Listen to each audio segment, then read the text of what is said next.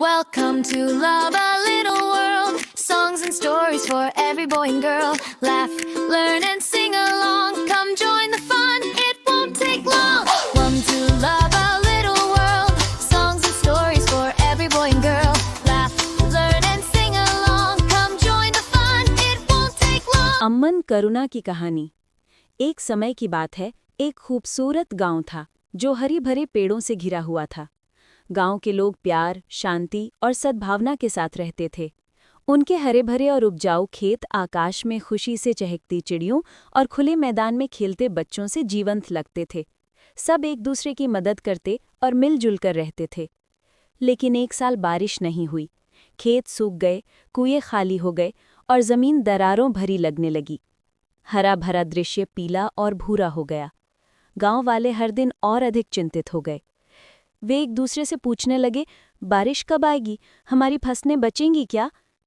एक दिन गांव के किनारे एक पवित्र पेड़ के नीचे एक नर्म हल्की रोशनी चमकने लगी। उस रोशनी के भीतर से एक दिव्य महिला प्रकट हुई। उसकी आंखों में करुणा थी और उसके चेहरे पर एक कोमल मुस्कान। वो कोई और नहीं थी, अम्मन। गांव वालों ने उसे देखा और चकित और प्रसन्न हो गए।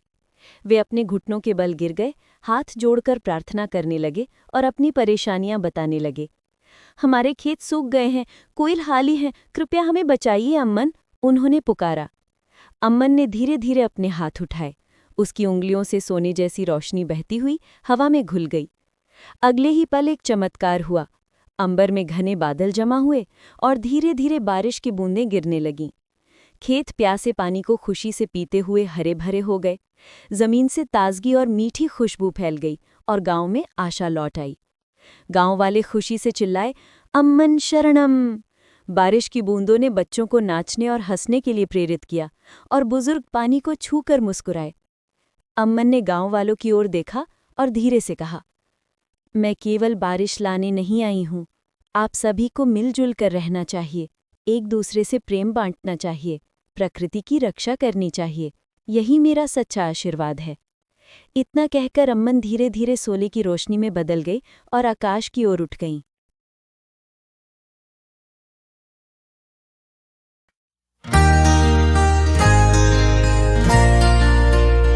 Create a cheerful, pay for a good, pay background music craft for children's YouTube and screen. The music should be lively, happy and light.